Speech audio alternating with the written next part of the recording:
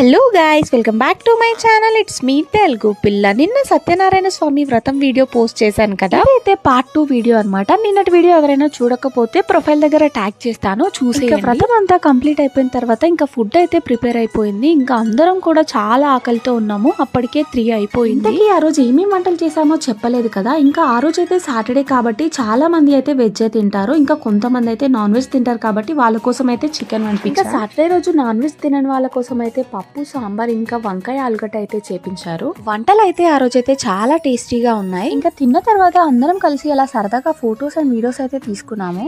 ఆ రోజు మా ఫ్యామిలీలో సగం మంది రానేలేదు, అందుకని ఇంత తక్కువ మంది ఉన్నారు. ఇంకా అందరూ ఉండుంటే భలే సరదాగా ఉండేది.